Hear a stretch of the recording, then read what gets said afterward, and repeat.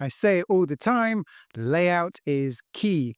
I think it's the most important aspect when designing a kitchen. And a bad layout can be the quickest way to undo an otherwise beautiful kitchen. So in this video, I've got some kitchen layout mistakes to watch out for and how to fix them. Starting with number one, an island that's too close to the main run. Kitchen islands are right at the top of most people's wish lists, and I get it. They look great, they're social, and they promise extra storage and worktop space. But forcing an island into a space that's too narrow is one of the most common and often most damaging kitchen layout mistakes I see. When an island is pushed too close to the main run of base units, it creates a permanent pinch point in the kitchen. And doors and drawers may clash when opened, or you might not be able to open them fully and stand in front to access everything. Over time, that friction becomes daily frustration. To fix this, clearance is everything. As I always say, I think the sweet spot is around 1 meter or about 40 inches between work surfaces for any walkways. And then about 1.1 to 1.2 meters if it's a major walkthrough in the room, if there's any large appliances in the run, like a fridge, or if it's more than one person using the space regularly. And if your room simply isn't wide enough for a full depth island, don't try to force it. If things are a bit tight, you could start by trying to reduce the depth of your island. Maybe go down from a 1200 millimeter to a 900 millimeter, or if you're already at 900 millimeters, you can usually cut the back void areas down and lose a few centimeters that way. Or consider switching to a peninsula layout. Attached on one side, it only requires clearance on 3 sides instead of the 4, which could help you out, if that then frees up the pinch points elsewhere. A well-spaced peninsula will always outperform a cramped island. It's more comfortable, has better flow, and will cause far less daily annoyances. Sink and hob or cooktop too close together. Placing the sink and hob too close together on the same run of worktop is a recipe for stress, at least for me. Why? Because you'll often lose your primary prep zone, the space where most of the work in your kitchen actually happens. When there's only, say, 200 to 300 millimeters of space between your sink and hob, suddenly cooking becomes a juggling act instead of a smooth workflow. Chopping boards can collide with hot pans, water splashes from the sink onto the cooking surfaces, and 2 people can't prep and cook at the same time. To fix this, make sure you create a dedicated prep zone. Think of this as your power position within the kitchen. Leave at least 600 millimeters of uninterrupted worktop between the sink and the hob. This gives you enough room to prep, chop, and plate in a single stress-free area. And you want to put this zone in the most functional location within the kitchen itself. Try to locate it near your consumable zone, basically your fridge or pantry area, and your cooking and cleaning zones. So you have access to the sink for washing and prep, and then access to the cooking area to move on to from there. And don't be afraid to look at your layout again and relocate this zone if necessary. If your wall run is too short to create a proper prep zone because there's not enough space between the sink and the hob, consider moving the hob or sink to another run or to an island if you have one. Your main prep space is really the cornerstone of kitchen workflow. Sacrificing it for aesthetics, trying to fit everything on one wall, or trying desperately to keep the island clear of anything can make your kitchen less functional to use every day. A functional kitchen is all about flow, so keep your prep zone clear, generous, and in the best location you can. Fridge positioned in a high traffic area. The fridge is often the most frequently used appliance in any kitchen, and not just by the person cooking. Kids raiding juice boxes, guests looking for a drink, or someone grabbing leftovers midday all create traffic patterns you need to account for. The mistake you sometimes see is placing the fridge inside the main cooking area or a busy circulation route. This creates a cross-flow of traffic in the kitchen. When someone comes in to get something from the fridge, people start to bump into each other, while others are trying to use the area to cook or prep. A fridge in a high-traffic zone turns your kitchen from a functional workspace into a frustrating bottleneck. To fix this, try to position the fridge at the end of a run of units or along a wall away from main walkways and outside the main cooking area. This allows snackers to access it without crossing the prep or cooking zone, and it keeps the cook's workspace clear and avoids collisions. Also, make sure to check the hinge direction of the fridge before installation. The door should open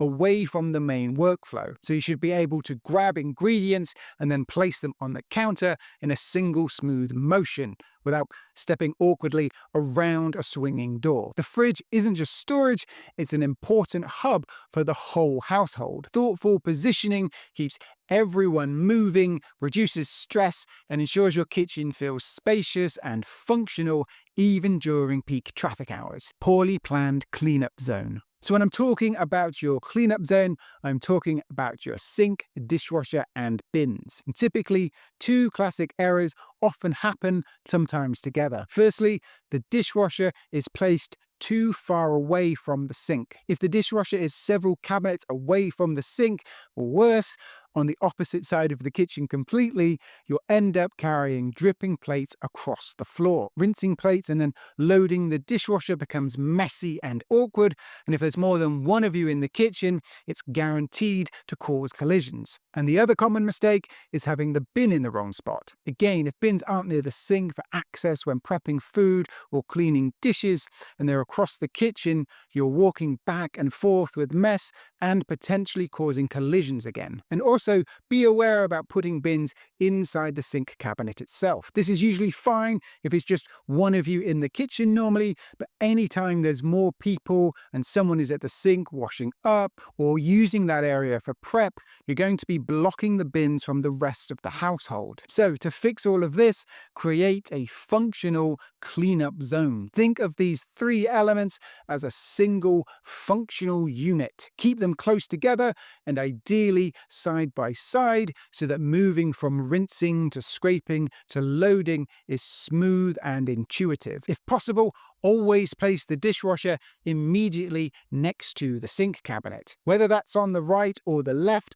that depends on your layout options and your particular cleaning flow. Just check that the open door swing is enough and ensure it doesn't block any walkways or other cabinets. And put your main bins in this zone as well, ideally slightly overlapping your prep zone where most scraps are generated, and this is usually between the sink and the hob. Keeping the sink, bin, and dishwasher together and properly placed makes your kitchen feel more efficient and tidy. Not planning storage zones properly. A functional kitchen isn't just about countertops and appliances, it's about how you move through the space. And one of the biggest layout mistakes I see is poor storage planning. This is the fitness tracker mistake, as you end up walking miles for the simplest tasks. Storing your mugs far from the coffee machine, which is then on the other side from the fridge where you keep the milk, may help you get in your 10,000 steps a day, but it's far from functional. Even if everything fits, a poorly planned storage layout can make working in the kitchen feel inefficient and frustrating. So to fix this, think about point of use storage. Stop thinking about where things fit and start thinking about where they're used. Every item should live as close as possible to where you actually need it. Stand at your hob or cooktop and think, is everything I need nearby and within this cooking zone? Your pots and pans, utensils, cooking oils, all these bits you always use and need, are they laid out and stored efficiently for the task at hand? Good storage isn't about cramming more cabinets into the space, it's about reducing steps and friction when working in the kitchen. The better your storage zones mirror your natural workflow, the easier, faster, and more enjoyable using your kitchen actually becomes. No landing space next to key appliances. It may sound small, but this mistake can make your kitchen feel clunky and even a little bit unsafe. You pull a roasting dish out of a hot oven and have nowhere to set it down. Having no landing space doesn't just slow you down, it can be a safety hazard. Hot pans, boiling water, or heavy dishes shouldn't require a balancing act across your kitchen. Always have at least 300 to 400 millimeters of clear worktop immediately next to ovens, fridges, and microwaves. This gives you a safe and convenient spot to set down hot or heavy items. And these landing spaces don't always have to be directly next to the appliance. It can be on an opposite run or kitchen island, as long as the aisle isn't too wide so you can safely transfer items without carrying them too far. Every appliance should feel like it has a dedicated sort of home base on the counter, a place that naturally feels right to place things safely down, ignoring door and drawer conflicts. It's one of those mistakes that may look perfectly fine on paper, but you definitely notice once you start actually living in the kitchen. In 2D plan drawings, everything is usually drawn closed. In reality, doors and drawers open, and suddenly your kitchen can feel like quite the obstacle course. The classic examples are a drawer near a corner that can't fully extend because it hits the oven handle on the adjacent run. The fix: always check your door and drawer openings and clearances. And don't forget things like corner posts and fillers. These small but very intentional gaps allow drawer handles and doors to clear each other and appliances to be able to open fully, often past 90 degrees. And don't just think about your base cabinets, think upwards too. Will your wall cabinet doors hit the extractor hood? Will the fridge door bump into a hanging light? Always account for the full swing of every moving part. Before finalizing your layout, visualize opening multiple cupboards and appliances at once. Do they hit anything?